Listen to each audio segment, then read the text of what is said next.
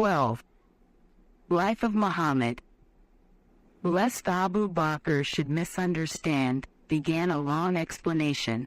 Abu Bakr stopped the prophets from doing so, and insisted that all he wanted to know was whether an angel had really descended upon him from God and had given him a message.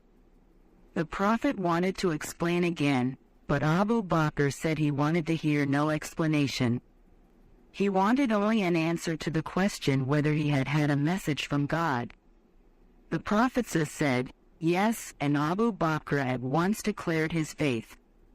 Having declared his faith, he said, argument would have detracted from the value of his faith. He had known the prophet so long and intimately. He could not doubt him, and he wanted no argument to be convinced of his truth.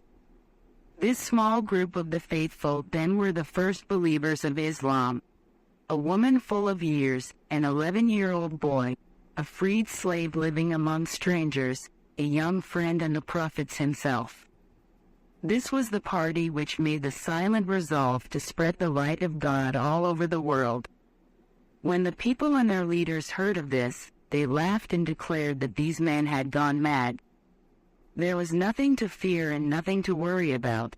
But as time went on, the truth began to dawn, and as the prophet Isaiah 28-13 said long ago, precept upon precept, precept upon precept, line upon line, line upon line, here a little and there a little, began to descend upon the prophet. The faithful persecuted. God began to talk to Muhammad in another tongue.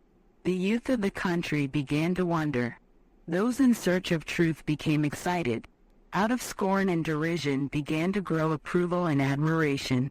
Slaves, young men, and hapless women began to collect around the prophet.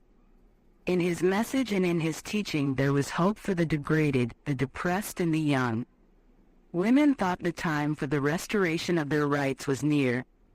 Slaves thought the day of their liberation had come, and young men thought the avenues of progress were going to be thrown open to